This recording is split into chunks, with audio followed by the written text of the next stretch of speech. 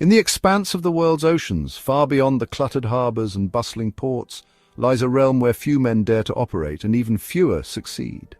A space where nations don't draw lines, but power defines the map. It is a place governed not by treaties or speeches, but by the presence of steel hulls, the reach of radar, and the calm confidence of sailors trained to remain composed under pressure. In this space, the United States Navy operates with quiet consistency. They don't broadcast their presence for applause. They're not out there for headlines or ceremony. They are present because stability is not self-sustaining, because without vigilance, chaos wins. The USS James E. an Arleigh Burke-class guided missile destroyer, was on such a mission. Purposeful, silent and poised. The destroyer, named after a Medal of Honor recipient, was more than a vessel. It was a symbol of America's reach, resolve and readiness. This was not a ship built for intimidation. It was built to defend, to protect, and when necessary, to prevail. The ship's systems were in constant motion, though the crew operated in an almost meditative rhythm. There were no emergencies, no alarms, just the persistent hum of readiness. Weapons locked in their mounts, engines turning beneath the decks, antennas catching fragments of digital noise from 1,000 miles away.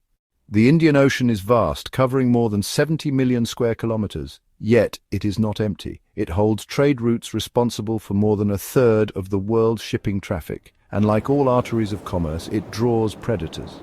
These predators are not uniformed. They do not fly flags. They operate in small groups, on fast boats, often modified fishing skiffs, rigged with extra engines, armed with rifles and RPGs. These are not ragtag amateurs. They're often former militia, trained, ruthless, and familiar with the art of ambush. Piracy in this region is not a legend of the past, it's a modern threat. It disrupts food supply chains, endangers civilian lives, and costs the global economy billions. When pirates set their sights on a prize, they move fast, unpredictably, and without hesitation. But on this day, they would find something they hadn't planned for. As the destroyer moved on station, reports had begun to filter in. Radio chatter from commercial vessels, unusual AIS signals and spotty satellite imagery, suggesting multiple fast-moving boats operating just outside normal lanes. Suspicious, but not yet hostile. That's the nature of this kind of warfare. It doesn't begin with an explosion, it begins with a question. Are those fishing boats or something more?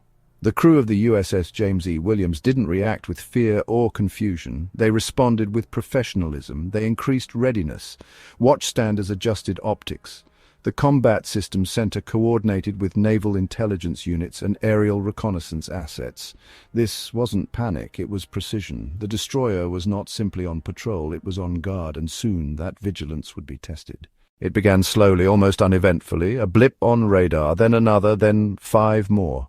At first glance, the contacts appeared to be ordinary. 7 small boats, each roughly 20 to 30 feet in length, moving in a scattered but deliberate pattern. But they weren't fishing, they weren't meandering, they were converging. They had no transponders, no call signs, no registration, and they weren't responding to hails on maritime emergency channels. Instead, they accelerated, fast. This was no accident, it was a coordinated maneuver. The commanding officer stood on the bridge, flanked by watchstanders. Orders were given, clear, calm, unmistakable. The rules of engagement were invoked.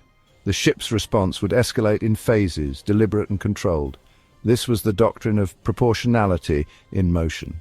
Meanwhile, every sailor aboard had already moved into position. They weren't scrambling, they were executing.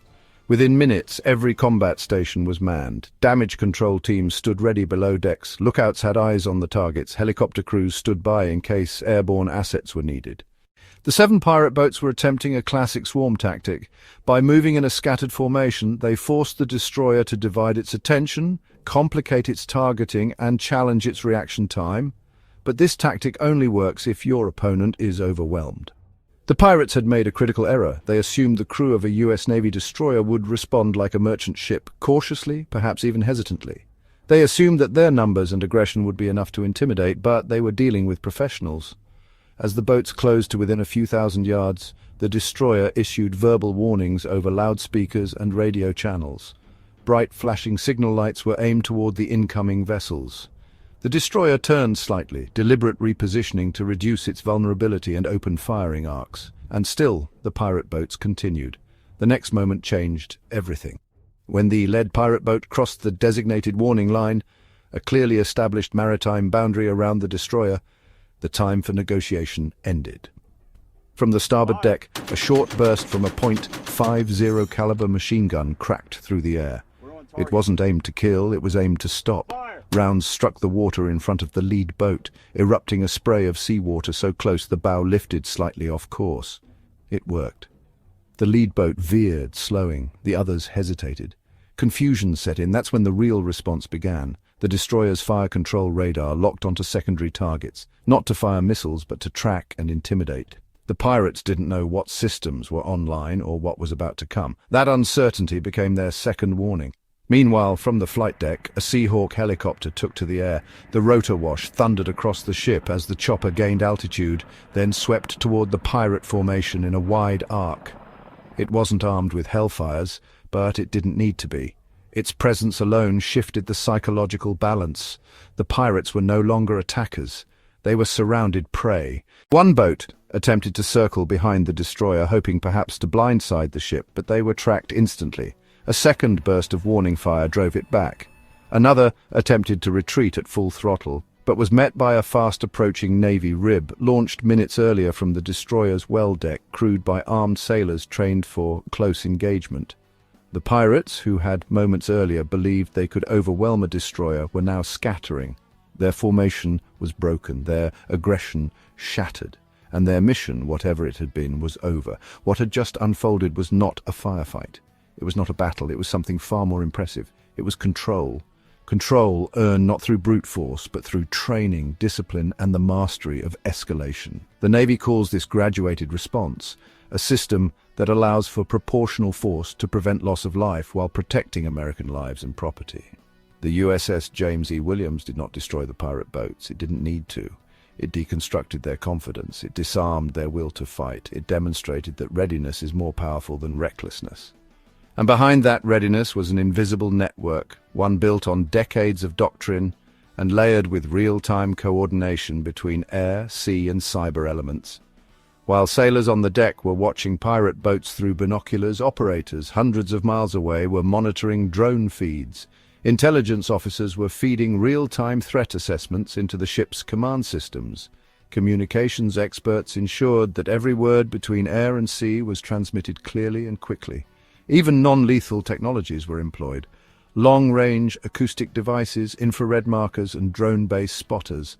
The pirates never stood a chance, not because they were outgunned, but because they were outclassed on every front. That's the difference between chaos and strategy, between armed desperation and professional command. After the incident, the seas returned to silence. The pirate boats, though still afloat, vanished into the distance.